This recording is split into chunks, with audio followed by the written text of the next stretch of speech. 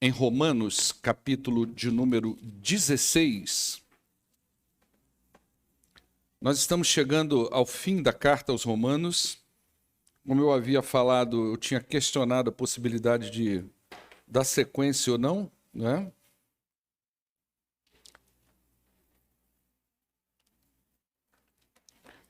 E olha o que Deus fez com a gente hoje. Nós estamos no mês da mulher. Semana passada, nós não estivemos aqui presentes na igreja. Foi o dia mais próximo, né, do Dia Internacional da Mulher. E Deus nos presenteou que na sequência do nosso estudo aos Romanos, nós vamos esbarrar com muitas mulheres aqui, né? Não só hoje, como semana que vem. Mas por ser o Dia Internacional da Mulher, está tão pertinho da gente, a gente vai dedicar o dia de hoje a falar sobre elas. Então a gente vai usar só os versos 1 e 2, nós vamos falar de uma mulher só, tá? É uma mulher, vamos colocar essa fala por enquanto entre aspas, depois eu vou desenrolar isso, uma diaconisa, tá ok? Então nós vamos falar da diaconisa aqui um pouquinho e depois eu vou agregar no outro final de semana toda a sessão que vai até o verso de número 16. Se você observar aí, é uma única sessão de saudações, né? É o capítulo da despedida. E os primeiros 16 versículos eles são dedicados a saudações. Por isso nós temos vários nomes aí. Eu cogitei a possibilidade de não falar do capítulo 16, mas Paulo mencionou o nome dessas pessoas. E se nós não falarmos, é como se fosse uma mutilação do texto sagrado, né? E essas pessoas não seriam lembradas. E se Paulo as colocou aqui, tem valor, tem coisa para ensinar para a gente, tá bom?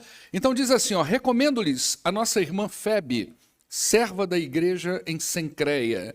Peço que a recebam no Senhor de maneira digna dos santos e lhes prestem a ajuda de que venha a necessitar, pois ela tem sido de grande auxílio para muita gente, inclusive para mim. Amém? Aliás, eu vou pregar sobre a Febe agora, tá? E ontem pela manhã eu tive um encontro com as mensageiras do rei aqui. A Camila me convidou para a gente estar junto aqui. E elas me deram a função de falar de Lídia.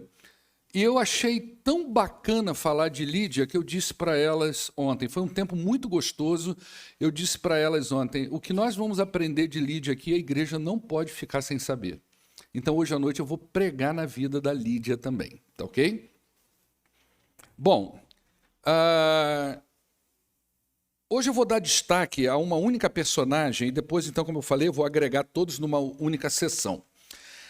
Eu não sabia inicialmente, eu não tinha preparado que Febe ela estaria presente justamente na semana do Dia Internacional da Mulher e no mês da mulher, mas Deus sabia e separou essa personagem para que nós pudéssemos então aprender com ela hoje. Ela vai estar nos ensinando aqui hoje em nome de muitas outras e tantas outras mulheres cristãs. O texto diz assim, recomendo-lhes nossa irmã Febe, serva da igreja em Cencreia. A primeira pergunta que a gente faz aqui nesse texto é, quem é essa pessoa? Quem é Febe? Ela não aparece muitas vezes na Bíblia. Ela surgiu aqui nesse momento de saudação do apóstolo Paulo. O apóstolo Paulo está falando umas coisas importantes sobre ela aqui. Então é aqui nesse texto de Romanos que nós temos a maior quantidade de informações necessárias para a gente saber quem é essa mulher. E o primeiro destaque que a gente vai dar é aqui nós estamos diante de uma mulher que não é judia, é uma mulher grega.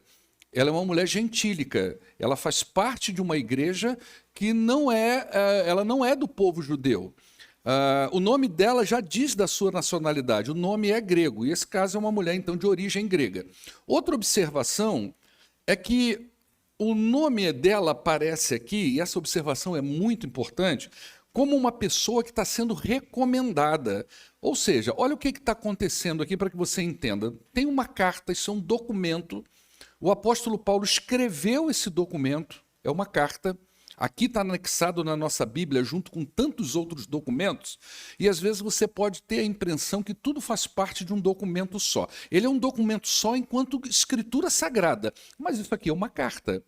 E é uma carta que está sendo escrita para uma igreja que está lá em Roma. Então, ele está recomendando que essa igreja de Roma, que é a receptora dessa carta, receba essa irmã de forma digna dos santos, como realmente deve ser a coisa, suprindo todas as necessidades dela. O que isso aponta para nós? Que provavelmente, eu vou botando provavelmente com muitas aspas, porque quando a gente lida com textos históricos, seja ele escritura sagrada ou secular, a gente não tem a exatidão. Isso aqui é um documento histórico, muito antigo. Então, a gente não tem a exatidão das coisas, né? Então, possivelmente, Febe foi a portadora da carta. Possivelmente foi a pessoa que o apóstolo Paulo olhou na igreja e falou: você vai levar esse tesouro. Você vai levar essa carta. Por que a gente diz isso? Porque se a gente partir do princípio que a gente tem sustentado desde o ensino inicial dessa carta, que Paulo escreveu esse material, esse documento, lá da cidade de Corinto. O que é Corinto? É uma cidade portuária. Se você olhar no mapa, você vai ver que Corinto é uma faixa de terra, um istmo. É uma cidade totalmente portuária. Ela tem um porto virado para a Europa e um porto virado para a Ásia. E nesse porto, nesse lado portuário de Corinto virado para a Ásia, é onde tem a cidade de Cencreia. Você pode olhar isso no Atlas do mundo antigo, no mapa do mundo antigo. Lá está a cidade de Cencreia. E lá existia justamente uma igreja.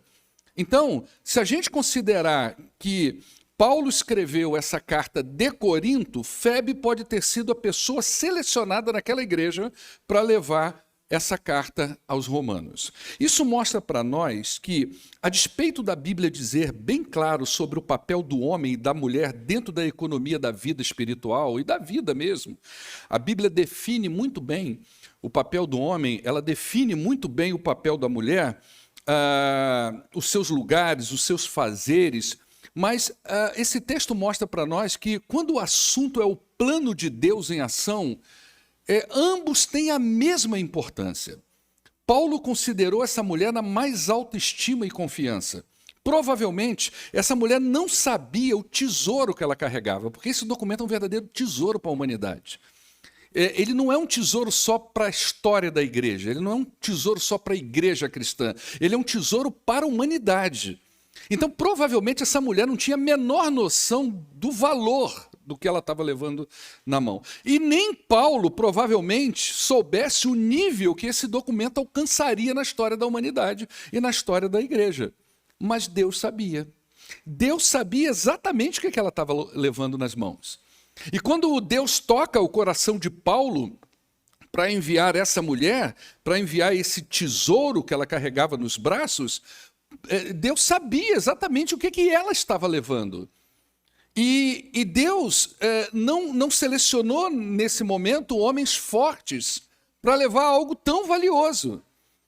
Ele seleciona justamente a fortaleza da mulher.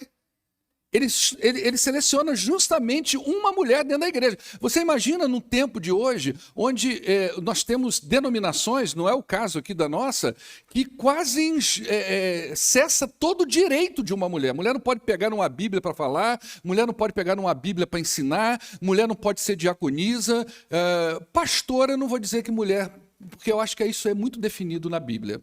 Tá? Mas outras coisas, não. E nós temos denominações que fecham tanto. E na hora de Deus selecionar alguém, ele não selecionou o diácono da igreja, ele selecionou a diaconisa para levar um documento de tanto valor. Você mostra que quando o plano de Deus em ação, Deus levanta pessoas e não foi o homem forte, foi a mulher forte que ele levantou, né? E mulheres foram grandes portadoras de grandes tesouros, dentre os quais o tesouro mais valioso da humanidade, Jesus Cristo. Um destaque aí para a jovem menina de 16 anos, chamada Maria, que levou, né, dentro de si o tesouro mais precioso que um ser humano pode ter na sua vida, não é? Mas essa mulher não foi escolhida na igreja para essa missão por acaso. Não foi uma coisa do acaso. Vamos sortear aqui, vamos ver quem vai carregar esse tesouro, não é? Não foi isso. O texto diz que ela era serva da igreja em Cencreia. A palavra grega traduzida aqui por serva é diácono. Esse texto aqui dá briga, tá, irmãos? Tem denominações reformadas que entendem que aqui não é base para o ofício diaconal de mulheres. Então não aprova o diaconato, a ideia da diaconisa, a ideia do diaconato feminino, tá? Outros pegam não só baseado nessa fala, nessa transliteração, nessa tradução, mas como a própria história da mulher para mostrar que ela foi uma diaconisa e talvez com um título oficial mesmo de diaconisa, tá? Outros vão dizer, não, ela não tinha o ofício de diaconisa, mas ela trabalhava, ela exercia a função diaconal na igreja, tá? Então é provável, nós batistas entendemos que era uma diaconisa de fato, é muito provável que essa mulher fosse uma diaconisa da igreja, igual a Lúcia com aquele broche dela ali. Hoje eu vi a Lúcia com aquele broche, falei, Lúcia, hoje você veio do sistema, hein? Brochezinho de diaconisa. Arruma um desse para mim, viu, Lúcia? Só que é de pastor, né? Um cajadinho, alguma coisa, entendeu? Eu falei para ela, hoje eu vou falar sobre uma diaconisa, hein? Né? Então, é bem provável que ela fosse realmente uma diaconisa da igreja, e nós vamos conhecer um pouquinho desse serviço da parte dela um pouquinho mais na frente.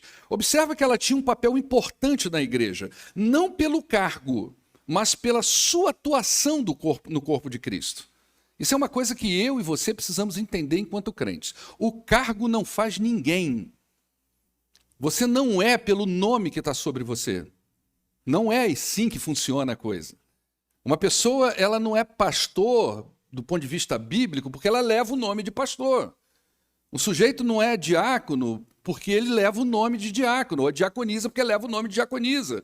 Ele não é um líder de um ministério porque empossaram.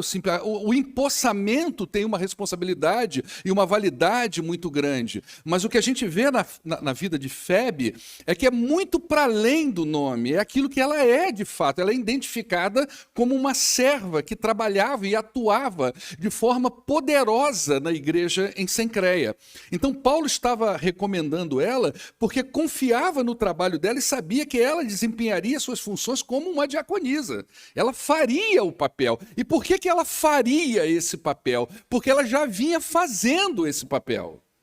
É por isso que quando a gente vai lá naqueles requisitos para o ministério pastoral, e o pastor vai ensinar isso para a igreja, depois que a gente fechar a carta aos Romanos, o requisito para o ministério pastoral e o requisito para o diaconato, e isso vale para todo crente e liderança, eles não são pós-requisitos, eles são pré-requisitos. A gente não pega a pessoa e faz dela um. Nós temos que identificar na pessoa essas qualificações para aí sim entender que nós precisamos trazer ela para um outro nível. É assim que ela vai exercer o ministério dela de acordo com aquilo que a Bíblia diz. Então nós estamos aqui diante de uma mulher que ela tinha sobre a vida dela o ministério. Então, Paulo olha para aquela mulher e a igreja provavelmente reconhece isso nela, e ela então é selecionada para levar esse tesouro maravilhoso que foi a carta aos Romanos, não é? Então, há aqui uma recomendação com base tanto no caráter da mulher Febe, mas também quanto ao aspecto piedoso religioso da mulher Febe. Então, se olha para a mulher Febe e vê qual é o aspecto piedoso dela, qual é o aspecto religioso e o caráter dela. Paulo consegue conjugar essas duas coisas e entender, nós temos uma pessoa que pode fazer essa viagem, não é? Então, nesse momento aqui, não tinha a ver com Febe ser ou não gente boa, mas com o que ela, com seu serviço, demonstrou na igreja. Ela se destacou pelo seu serviço diaconal. Então Paulo pega essa mulher e leva. Até porque a viagem era longa, a viagem era desgastante e perigosa. Então teria que ser alguém que tem ministério sobre a sua vida e não somente um cargo. Tinha que ser uma pessoa que tinha ministério sobre a vida dela. E não apenas um nome, um cargo sobre a vida dela. Aprenda uma coisa que eu vou te dizer aqui. Tá? Principalmente você que atua como líder na igreja. Eu e todos os líderes da igreja. Pessoas que têm apenas cargo, elas não vão até o fim. elas entregam metade do serviço ao Senhor. Agora, quem tem ministério não entrega apenas o serviço, entrega a vida ao Senhor. São coisas diferentes. Por isso que quando nós vamos eleger líderes na igreja, nós temos que procurar ministério sobre a vida das pessoas. Tem ministério ali? Tem algo de Deus ali nesse sentido? É gente que o Espírito Santo, não é que ela seja melhor ou pior do que outros crentes, não é isso. Não tem nada a ver com qualidade do ponto de vista da espiritualidade da salvação. Tem a ver com Deus escolhendo para aquela função, o ministério de Deus na vida da pessoa para aquela função ali. Então, o aspecto religioso de Febe nos ensina que nós precisamos nos envolver com a igreja em níveis de entrega de vida e de serviço. A história da igreja, ela foi escrita dessa forma, com suor e sangue. História da igreja não foi escrita num parque de diversão. A história da igreja não foi escrita na Netflix ou no aconchego da casa da gente. Não foi assim que a história da igreja foi escrita. Ela foi escrita com suor, sangue, vidas, arenas. Você já leu um livro chamado Rastro de Sangue? Já ouviu falar nesse título? Ele fala da história da igreja. Dizem que naquela época Nero encheu córregos com sangue dos cristãos. Você tem noção do que é isso? Córregos de sangue jorravam dos lugares onde cristãos eram sacrificados e eles iam para ali com o coração nas mãos do Senhor. O verso 2 diz o seguinte, olha o que Paulo está pedindo: peço que a recebam no Senhor de maneira digna dos santos e lhe prestem ajuda a que ela venha necessitar, pois ela tem sido de grande auxílio para muita gente, inclusive para mim. É uma sociedade machista. Tá? A mulher aqui não tem. Hoje está bem diferente, mas naquela época a coisa era mais exclusivista. Não é? E Paulo vai dizer, olha, vocês têm que receber essa mulher de uma forma digna. Não é? E ele intercede por ela e pede que façam 3 coisas pela vida dela. Primeiro, que eles recebessem ela no Senhor. Não é? A ideia aqui é de receber essa mulher, mesmo sendo uma mulher grega, ela devia ser recebida como uma pessoa da família de Deus. Olha, essa mulher não é gentílica, não é judia, desculpa, vai ter muito judeu aí na igreja, você vê que Paulo usa vários capítulos para falar diretamente com os judeus. É possível que essa mulher chegue aí na igreja e ela seja um pouquinho discriminada até por ser mulher e por ser grega, por ser gentílica, e eu peço que vocês recebam ela no Senhor, ou seja, não olhem para ela pelo gênero, não olhem para ela pela sua etnia, olhem para ela como alguém da família do Senhor. O que Paulo está ensinando aqui é o seguinte: os crentes, eles devem se acolher como os membros de uma mesma família. É assim que nós nos acolhemos. A nossa, vamos dizer assim, as nossas condições socioculturais, elas se nivelam na nossa irmandade em Cristo. As nossas condições econômicas se nivelam na nossa irmandade em Cristo.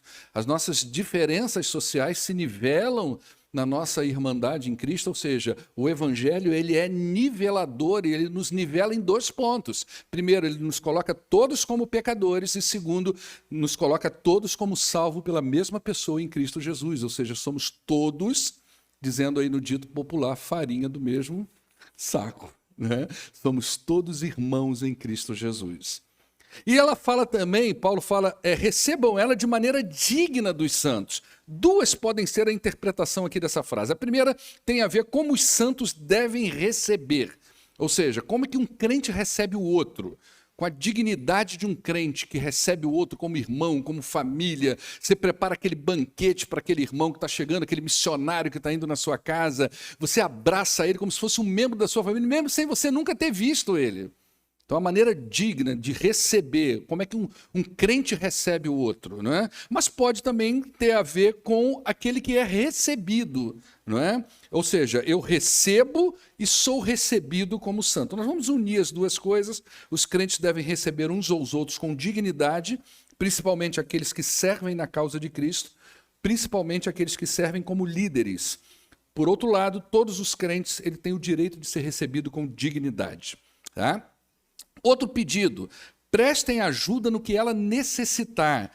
Ajuda aqui é tanto financeira quanto espiritual. Então, Febe deveria chegar em Roma, ser bem recebida, com dignidade, e suas necessidades precisavam ser supridas. Ela teve um custo de viagem muito grande. Ela teve um desgaste muito grande nessa caminhada, e isso precisava ser suprida. Por fim, Paulo termina o texto é pequenininho, eu quis dar só 2 versículos, até porque eu sabia que ia ter ceia, ia ter todas essas homenagens, eu falei, vou enxugar bem. Por fim, ele fala assim, pois ela tem sido de grande auxílio para muita gente, inclusive para mim. A ideia aqui é a seguinte, o que a NVI, que é essa tradução que eu estou escrevendo aqui, ela traz para a gente, é que atrás dessa palavra aí, grande auxílio, no original, significa cuidadora, protetora, uma patrona. Tá? O que Paulo está dizendo aqui? Ele está dizendo que essa mulher se colocou como alguém que atendia a necessidade das pessoas e dava auxílio aos missionários para que eles pudessem trabalhar na expansão do evangelho. Então, como diaconisa da igreja, ela estava atenta às necessidades sociais das pessoas. Os doentes, os pobres, as viúvas. Isso é um ministério diaconal em essência. Então, ela tinha uma visão desse ministério dentro da igreja. Então, era uma pessoa que se dirigia a essas pessoas e, por ter provavelmente uma condição financeira, porque a palavra grega traz isso, é um título normalmente direcionado a uma pessoa que tem condições de ajudar uma outra pessoa, ela se colocava nessa brecha do auxílio. Então, por isso que ele vai dizer, olha, muita gente já foi ajudada por essa mulher. Muita gente já recebeu visita dela, muita gente já recebeu donativo dela, muita gente já foi abençoado pela vida dessa mulher. Essa mulher já orou por muita gente, essa mulher já intercedeu por muita gente, essa mulher já caminhou com muita gente na igreja. Então, realmente é uma mulher de destaque no seu trabalho. Mas ele diz, e a mim também. Ou seja, provavelmente ela se colocou como alguém que atendia às necessidades não só dos crentes na igreja, mas daqueles que se colocavam ao serviço do Senhor, como o apóstolo Paulo e talvez outras pessoas que o próprio Paulo indicava para ela. Vai lá e procura fulano de tal que vai te auxiliar. Vai lá e procura fulano de tal que ela vai ajudar você a chegar até onde vai chegar. Então ela fez isso com o próprio apóstolo. Para alguns, essa mulher tinha condições financeiras para ajudar Paulo até nas suas viagens missionárias. E ao que parece aqui, foi uma mulher que entendeu o evangelho, colocou a sua vida, colocou os seus bens e colocou os seus serviços nas mãos do Senhor. Isso acontece quando a gente entende o evangelho. Eu vou te dar um spoilerzinho muito pequenininho de uma fala de hoje à noite, tá? Eu estava olhando a história da Lídia, e a história da Lídia é igual a da Febe, assim, é pouquinho texto com várias coisas, só que da Lídia tem mais. E lá na história da Lídia diz assim, ela era uma mulher temente a Deus. Ela era temente a Deus, mas o texto logo vai indicando que o Espírito de Deus tocou no coração dela para que ela compreendesse a mensagem do Evangelho. E na hora me veio assim, gente, como é que é isso? Será que tem gente que é temente a Deus, mas não compreendeu o Evangelho? Será que tem gente que entendeu que Deus é criador dos céus e da terra, que Ele está no trono do universo, que realmente Ele é o sustentador de todas as coisas? Essa pessoa tem um certo temor em relação a Deus, ela não fala muito o nome de Deus em vão, ela tem medo de Deus, ela tem umas coisinhas assim com esse ideal divino, mas ela não compreendeu o Evangelho de Jesus Cristo. Porque quando o sujeito compreende o Evangelho, o resultado da vida é o resultado da vida dessa mulher aqui. O resultado é o resultado da vida de Lídia. São vidas entregues ao Senhor com tudo que são, com tudo que faz delas uma pessoa e com tudo que elas possuem. E o que é bonito nisso tudo? Deus nunca deixa de suprir a necessidade dessas pessoas que se entregam totalmente aos pés do Senhor. Amém? Como é que Paulo e de tantos outros? Paulo incluiu ela numa extensa lista de saudações junto com outras muitas mulheres preciosas. Aqui nós temos outras. Você quer ver uma coisa aqui? Olha só o verso 3. Saúdem Priscila e Áquila. Priscila e Áquila, é um casal, todo mundo sabe, não é? Mas por que que no mundo antigo, há 2000 anos atrás, o nome dessa mulher está vindo primeiro do que o marido? Isso não é comum, não. Você pode olhar e ler isso e achar que é comum, mas isso aqui é totalmente fora da regra, não é? Tem alguma coisa na vida dessa mulher aqui que sobressaiu, talvez mais até do que seu próprio marido. Não é? Então, quando ela aparece, toda vez que Paulo fala dela, fala Priscila e Áquila, Priscila e Áquila, Priscila e Áquila. Ué, peraí, Dani. Não é? Então, são coisas, como que a mulher ensina para a gente, como Deus usa as mulheres e como Paulo fez uma extensa saudação aqui com mulheres preciosas. As mulheres, elas trabalham muito na expansão do evangelho e continuam assim até os dias de hoje. Até os dias de hoje. As mulheres, elas têm uma pegada incrível no evangelho. Você vê, nós tivemos a semana de oração agora dirigida pelas mulheres. Terça-feira, nos 8 anos que eu estou aqui, foi o culto de oração mais cheio dessa igreja. Quem veio aqui terça-feira viu como é que estava isso aqui. Não parecia culto de oração. Parecia qualquer outra coisa, menos um culto de oração. Foi o culto de oração mais cheio nos 8 anos. E detalhe, não houve, você fez propaganda? Não houve, parece que mulher só fala assim, ó, tem um encontro de mulher, puf. Parece que é um troço meio enigmático isso, não sei. E não era só na terça, não. Todos os dias ficou bem movimentado. Mas terça, foi ou não foi hoje? Hoje esteve aqui. Sobressaiu a todos. Então, Febe nos ensina o que é também pôr a vida no serviço do Senhor. Ele abraçou seu ministério com amor e dedicação. E hoje seu nome é lembrado todas as vezes que a igreja estuda essa maravilhosa carta. Ela entrou para a história. Ela nos ensina muito, gente, que não é... Um diácono uma vez me ensinou lá na igreja de Miradouro, nós tivemos um problema com o diaconato teve que se desfazer, e ele chegou para mim e falou assim, para mim, eu aprendi tanto com aquele diácono naquele dia, ele disse para mim assim, pastor, eu não sou diácono porque a igreja me empossou. Eu vou sempre continuar sendo a mesma pessoa e fazendo a mesma coisa. A mesma coisa. Eu tenho ministério na minha vida. Cara, aquilo foi incrível. E até hoje esse nome desse homem lá naquela igreja é como se fosse um pilar. Dentro da igreja, do serviço que ele presta ali dentro. E Febe nos ensina isso. Ela tinha ministério na igreja. Louvado seja o Senhor por cada mulher que ele tem levantado para trabalhar no seu reino. Louvado seja o Senhor pela sua vida, mulher. Porque você tem realmente sido uma peça fundamental no reino de Deus. Amém? Deus abençoe a sua vida. Nós vamos chamar